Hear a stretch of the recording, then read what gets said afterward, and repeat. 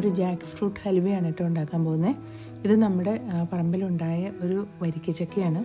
അപ്പോൾ അത് മുറിച്ച്, അത് പഴുത്തതായിരുന്നു കേട്ടോ, അത് മുറിച്ച് അത് ഈ ചുളയൊക്കെ ഇരിഞ്ഞെടുത്ത് അതിൽ നിന്ന് കുരുവും ചവണിയൊക്കെ മാറ്റി നമുക്ക് നീറ്റാക്കി അരിഞ്ഞെടുക്കാം.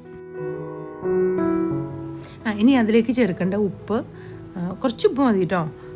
പിന്നെ ചക്കപ്പഴം നമ്മൾ അരിഞ്ഞ് വെച്ചേക്കുന്നത്, പിന്നെ നെയ്യ്, ഇവിടെ ഉണ്ടാക്കി നെയ്യാണ്, പഞ്ചസാര, കുറച്ച് പഞ്ചസാര കൂടെ ചേർത്തു കേട്ടോ ഞാൻ.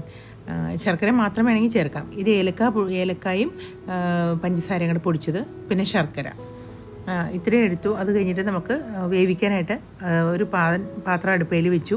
അതിൽ ചക്കപ്പഴം ഇട്ടു, ശർക്കര, പഞ്ചസാര, പിന്നെ നുള്ളുപ്പും 1/2 ഗ്ലാസ് വെള്ളവും ചേർത്തിട്ട് നന്നായിട്ട് ഒന്ന് വേവിച്ചെടുക്കും. വെള്ളം ഇച്ചിരി വറ്റി ഇളക്കി നോക്കിയാൽ മതി. ഇച്ചിരി വറ്റിച്ചങ്ങ് വേവിച്ചെടുത്തിട്ട് മിക്സിയിൽ ഒന്ന് അടിച്ചെടുത്തു കേട്ടോ.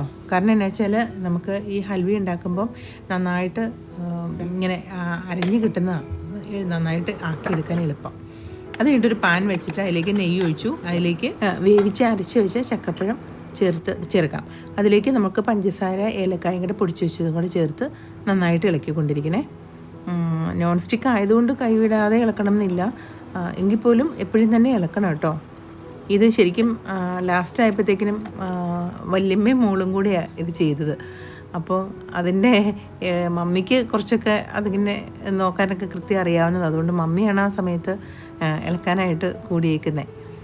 അപ്പോൾ ഇങ്ങനെ ഇടയ്ക്കിടയ്ക്ക് കുറേശ്ശെ നെയ്യൊക്കെ ഒഴിച്ച്, മമ്മി പറഞ്ഞ് ആ നെയ്യൊക്കെ ഒഴിച്ച് മുറുകി ആ വെള്ളമൊക്കെ വറ്റി സെറ്റായി വന്നു കഴിയുമ്പം നമ്മൾ പ്ലേറ്റിലേക്ക്, അപ്പം ശരിക്കും കട്ടിയായിട്ട് വരും കേട്ടോ. എന്നിട്ട് ഇങ്ങനെ പ്ലേറ്റിലിട്ട് നിരത്തി തിക്കാക്കും, ഇച്ചിരി ഞെക്കി സെറ്റാക്കി. അത് കഴിയുമ്പോൾ കുറച്ച് നേരം ഫ്രിഡ്ജിലേക്കും കൂടെ വെക്കും. ഒരു 2 മണിക്കൂർ ഫ്രിഡ്ജിൽ വെക്കണം, ഫ്രീസറിൽ വേണ്ട കേട്ടോ. ഫ്രിഡ്ജിൽ വെച്ചിട്ട് 2 മണിക്കൂർ കഴിഞ്ഞ് നമുക്ക് പുറത്തെടുത്തിട്ട് ഒന്ന് മുറിക്കാം. അത് ഒരു ഷേപ്പിൽ മുറിച്ച് അതിൽ കുറച്ച് കാഷ്യൂനട്ടൊക്കെ വെച്ച് നമുക്ക് അറേഞ്ച് ചെയ്യാം. എന്നിട്ട് ഇത് കഴിക്കാം. കഴിച്ച് നോക്കുമ്പോൾ നല്ല ടേസ്റ്റാണ് കേട്ടോ, നല്ല സോഫ്റ്റാണ്. ചക്കപ്പഴത്തിൻ്റെ ആ സത്തൊക്കെ വന്നിട്ട് നല്ല ടേസ്റ്റുമാണ്. അപ്പോൾ ഓക്കെ, എല്ലാവരും ഒന്ന് ട്രൈ ചെയ്ത് നോക്കണം. Thank you.